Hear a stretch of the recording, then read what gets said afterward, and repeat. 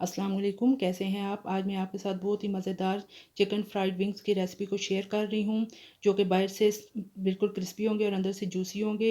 इसको बनाना बहुत ही आसान है। इसको बनाने के लिए जिन चीज़ों की ज़रूरत है उनमें मैंने लिया है 2 टेबलस्पून कॉर्नफ्लोर, 2 टेबलस्पून मैदा, 1/3 टीस्पून बेकिंग पाउडर।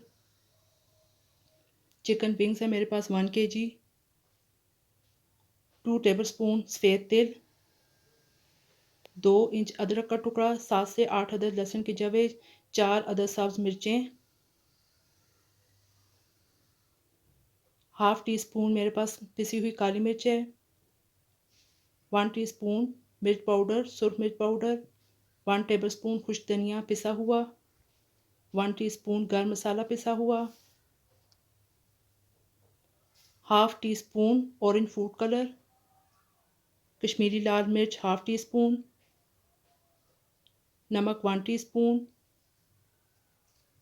हल्दी पाउडर 1 टीस्पून।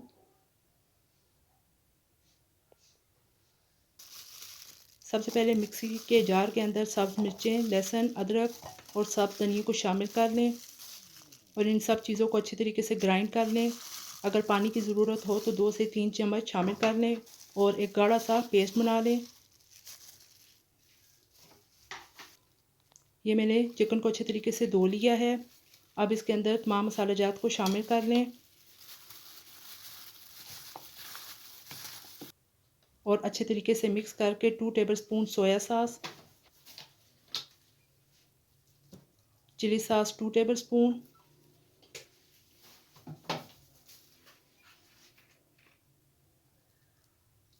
सफ़ेद सिरका 2 टेबलस्पून, इन तमाम चीज़ों को डालकर अच्छे तरीके से मिक्स कर लें। अब इसके अंदर कॉर्नफ्लोर, मैदा और बेकिंग पाउडर को भी शामिल कर लें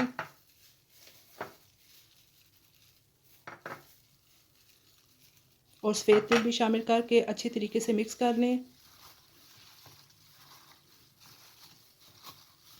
जब तमाम चीज़ें अच्छी तरीके से मिक्स हो जाएं तो जो पेस्ट हमने बनाया था वो शामिल कर लें